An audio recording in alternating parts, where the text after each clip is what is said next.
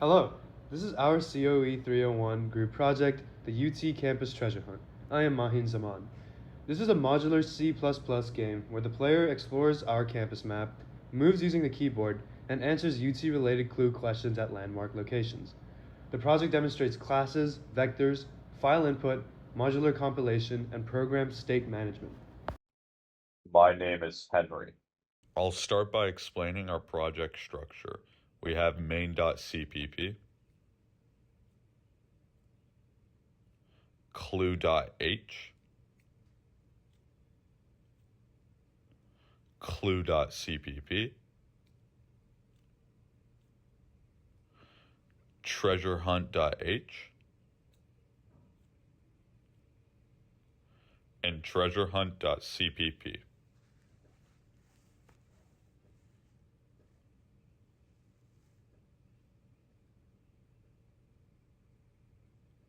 We also have map.txt and clues.txt for file input,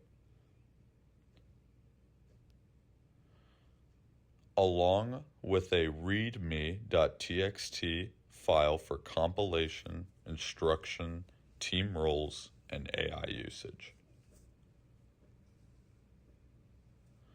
This setup follows the required modular structure using separate header and implementation files. This is Jaden. Now I will compile and run the program. This command compiles main.cpp, clue.cpp, and treasurehunt.cpp using the declarations from clue.h and treasurehunt.h. If there are no errors, it shows that our files are correctly connected through modular compilation. Now I will run the program. Hey there, my name's Taha, and today I'll be explaining the gameplay and movement of the game. So this you see here is the map located from the text file map.txt. The map is stored as a vector of strings in the file treasurehunt.cpp. It's the C++ file. And the @ symbol that you see on the map represents the player. The hashtag symbols are walls, and the dot symbols are walkable paths along the map. The landmark symbols you see like T, P, H, U, G, and F represent different UT locations. The player moves using the W, A, S, and D keys, just like on a lot of common games. The program prevents movement through walls and outside the map boundaries, as you would expect. And in order to show movements, the map redraws after each move to update the player's position. Hey, this is Brody Hogue. I will now trigger a landmark queue. When the player lands on a landmark tile, a question is loaded from clues.txt. These clues are defined in clue.h and implemented in clue.cpp. For example, this tile prompts the question, in what year was the UT tower completed? The program checks answers in a case-insensitive way, and the player has 3 attempts to get the right answer. If the player answers all 3 times incorrectly, they lose points, as shown here. If the player answers correctly, they earn points, and the landmark is marked as completed, and each landmark can only be activated once, as demonstrated here. I'm Alexander Howards. I will now explain the program design and requirements.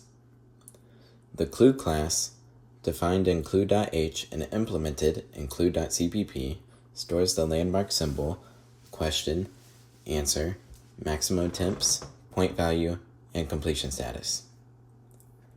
The treasure hunt class, defined in treasurehunt.h and implemented in treasurehunt.cpp, manages the map grid, player position, vector of clues, score, and overall game logic.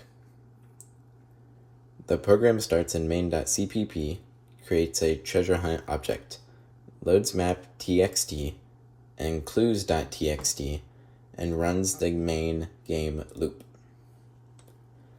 When the player moves onto a landmark, the program finds the corresponding clue object and runs the interaction. We use pointers by storing the clues as clue pointer objects in a vector. We use pass by reference, and the function is valid move, which takes row and column values by reference. The game ends when all landmarks are completed or when the score drops below a threshold.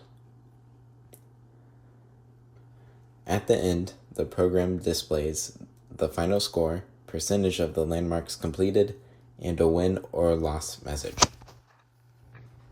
Hello, I'm Chris. To summarize, our project meets the assignment requirements by using modular C++ files, classes, file input, vectors, movement logic, clue interactions, pointers, references, and final game results. Thank you for watching our demo.